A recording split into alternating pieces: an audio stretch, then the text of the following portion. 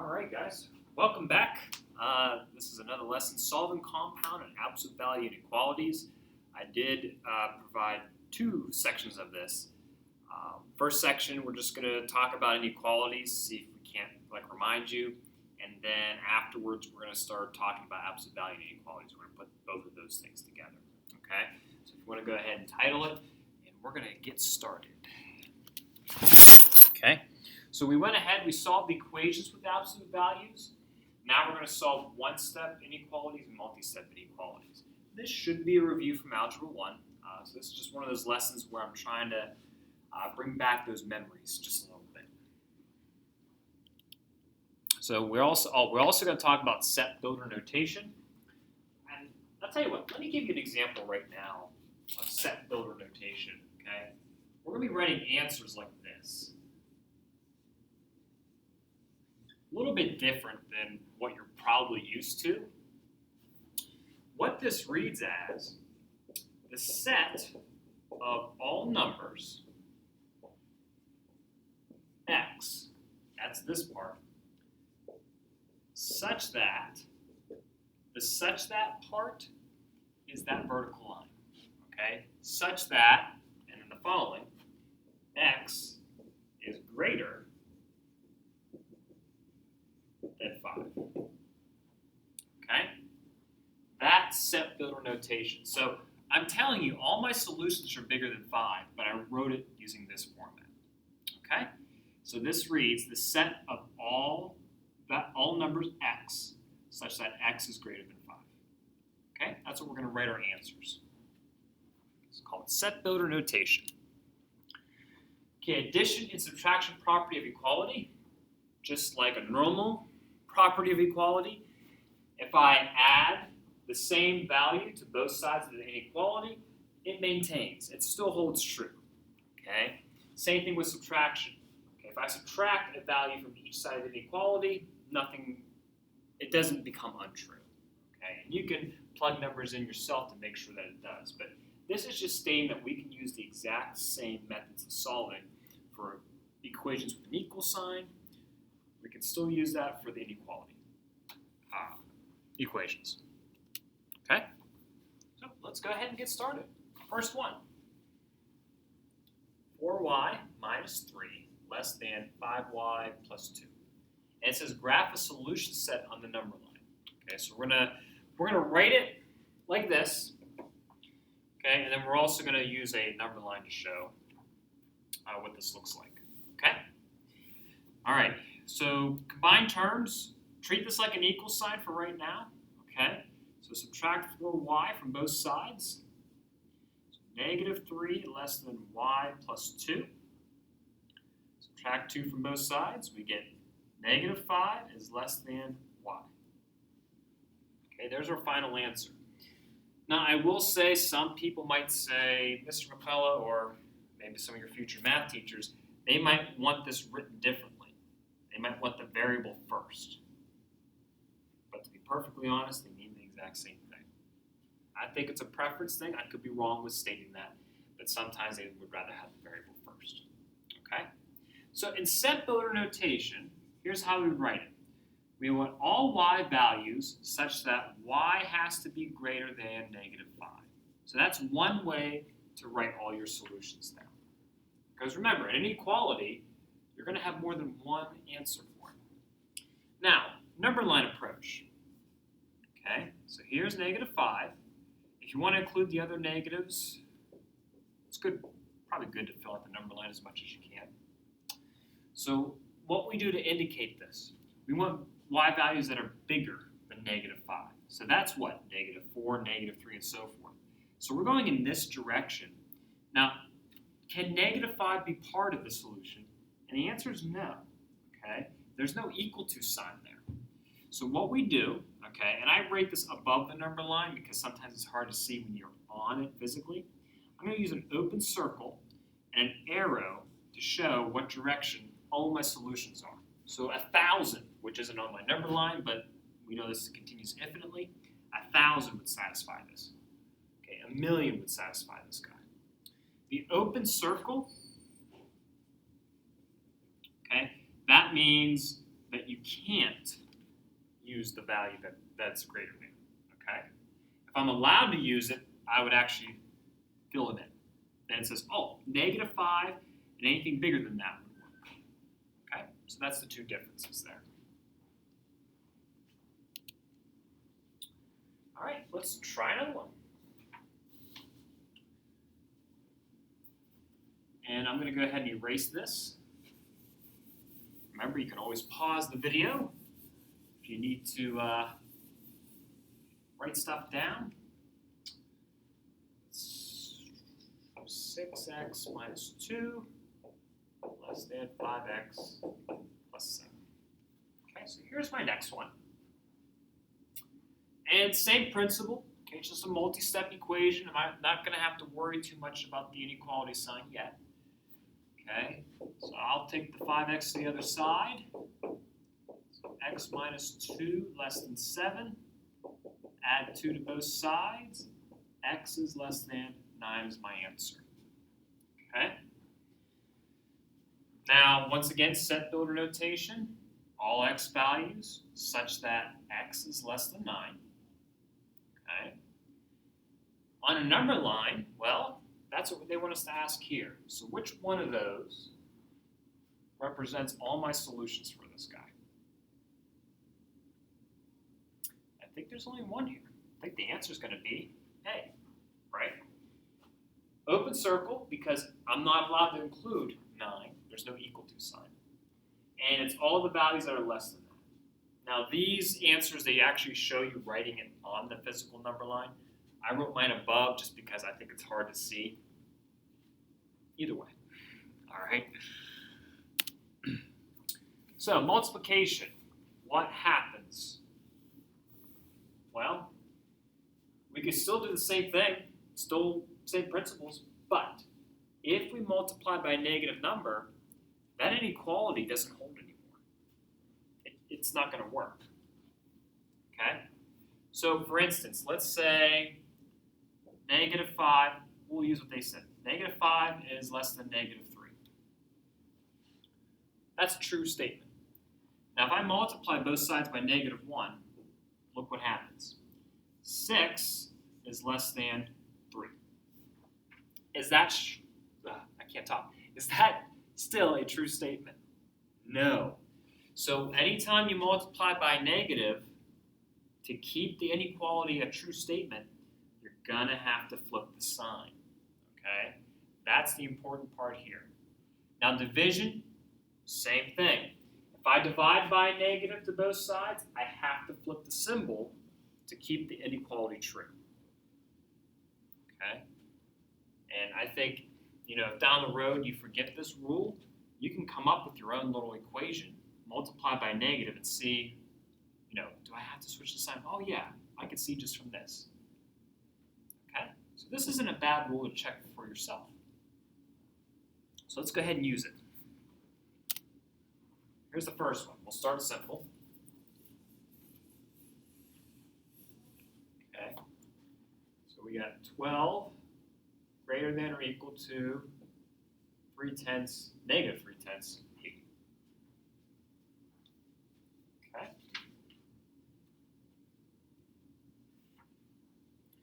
Now, like I said, we just did one-step equation. Just to prove the point. We would know we have to divide by negative to both sides. Okay. So when I'm doing this already, just kind of a word of caution, I would go ahead and flip the inequality right now. And then solve each one individually. Okay? So this would just be P, and on this side we would get -40. Once again, for those who want to switch that around to be proper, okay, we'd flip it around just like that. Okay? Number line, here's -40.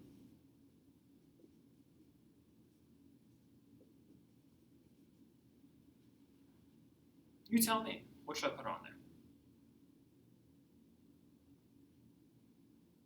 Come on, tell me. Scream at your monitor. I can hear you. Sorry. Trying to make this humorous to watch a video. So it's going to be a closed circle because I'm allowed to include negative 40, and I want numbers larger than it. So I'm going in this direction. Okay? Could we use set builder notation? Absolutely. I just don't feel like writing every single problem. We did a couple problems with that. Now you know what it looks like. Okay? Next up, solve the following, graph the solution set. Okay. A little different, but not much. So here's my equation. Sorry. There. There's some separation there for you. Okay. So what do? Well, I would want to get rid of the fraction. So to undo division, you multiply. So we're going to multiply both sides by 2. So those 2's cancel. Now notice, did I multiply by a negative? No, so I don't have to worry about the sign. So negative 2x greater than x minus 7. Now we're just back to a regular multi-step problem here. Subtract x, negative 3x greater than negative 7. Okay, now we have a problem. Watch what happens. Divide both sides by negative 3. Now the inequality has to flip because once again, we know just from previous examples and what I talked about before, it won't stay true. So now x has to be less than 7/3. That's my final answer. Okay. Number line, 7/3. Okay. And it's less than that. So open circle, because it's not allowed to be equal to it. And numbers less than that. Okay. What do you think? Any questions? Thoughts, concerns, dilemmas? Hopefully not. Okay, hopefully this is coming back to you. So here's what I want to do. Okay, I want to do 2 application problems real quick, and then we'll call this a lesson. So let's get started with that. Okay, well, tell you what, if you want to solve this one on your own, there's your correct answer for that. I always put extra examples in here. Sometimes I overdo it. Okay, so I do apologize for that. Okay, so let's do this one. So we're going to come up with an inequality this time. So Javier, I hope I pronounced that correctly, has at most $15 to spend today. So he can't spend more than $15. He buys a bag of pretzels and a bottle of juice for $1.59. If the gasoline at the store costs $2.89 per gallon, how many gallons of gasoline to the nearest tenth of a gallon can Javier buy for his car? Okay. Now, could you do this calculation without writing all this stuff out? Yeah. But this is good practice of translating from this into an inequality. Okay. So it's just kind of giving us a good base for it, because when we start doing optimization problems in the near future, this is going to be included in it. Okay. So one thing that we want to pick out of this is, at most, he can't go past $15. So what inequality sign would we put there? So here's 15. What he spends over here has to be equal to 15 or less than it. Can't be bigger than it, right? So that's what I would do first. When approaching these problems, what symbol am I going to use? Now over here, he already bought, what, $1.59 for pretzels and juice? Plus, he has to get gas, so $2.89 per gallon. It doesn't matter what variable you use. So $2.89 per gallon. X is always popular. We'll just pick X. Doesn't matter what you use as your variable. Okay. All right. Now we solve. So we'll take the $1.59 out of both sides. So $2.89 per gallon, less than or equal to. $13.41. $13.41. Last step, divide. And that's going to tell us how many gallons I can buy. Okay, so it'll be 4.6.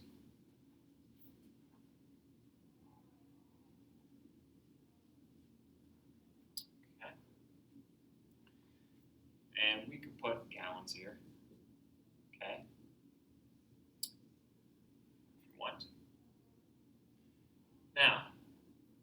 let's interpret this just a little bit. He can have exactly 4.6 gallons. If he goes past 4.6 gallons, is he going to lose everything he has here? Yes. He's going to end up spending more than he has, and then he's going to be in trouble. Okay? So he cannot spend more than this, is what that's interpreted as. Okay? Now we could show this as a set builder notation and a line graph, or we could leave it like this. So either way. All right, unless the problem tells you. Let's do one more. Rental costs. Okay, Jeb wants to rent a car for his vacation. Not a bad idea, depending on where you're going for vacation. Right now, with all of this COVID stuff going along, I don't think we're going to have much vacations, right? But if you do get a vacation, good for you. Value Cars rents cars for $25 a day plus 25 cents per mile. How far can he drive in one day if he wants to spend no more than $200 on a car, on a rental car? I would highly encourage you pause the video, try it out yourself. I'm going to go and just jump into it. You can't go past 200. So you see what we did up here? So it has to be less than or equal to 200. Because if not, I'm broke. I can't do nothing else, and that's not a good thing to do. So now, what do we put on the other side? Well, it's $25 a day plus 25 cents per mile.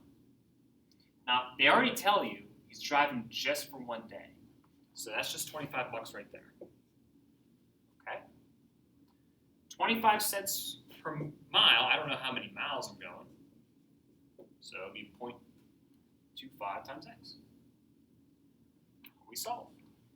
Subtract 25 from both sides. So 25 cents per mile, right? Less than or equal to, you want 175. Last step, divide both sides. Don't have to worry about the inequality sign because I'm not dividing by a negative. Even though I just put a negative in there. See, first I said it, and it happened. Got to be careful. So x has to be less than or equal to 700 miles as your final answer. Okay. Interpret it. Well, he can have a 700-mile trip. That's going to give him $200. Then he's broke, which probably isn't a good thing if you're on vacation. So if he goes past it, he's broke. If he goes less than that, he has some change left. Maybe not that much, but he has some change left there. Okay? And that's it. Any questions, thoughts, concerns, dilemmas? Wish I could hear you. Wish I could hear what you guys are saying. But this is it. Okay? This is just the first part. Just want to kind of get you used to this because now the next lesson is we're going to incorporate absolute value with compounding inequalities. Okay? So this is just kind of getting your feet wet, and then we're going to kick it up a notch a little bit and incorporate some other stuff in it. All right? So hopefully you're doing well. Hopefully these videos are helping. But until next time, guys, have a good day. Please enjoy.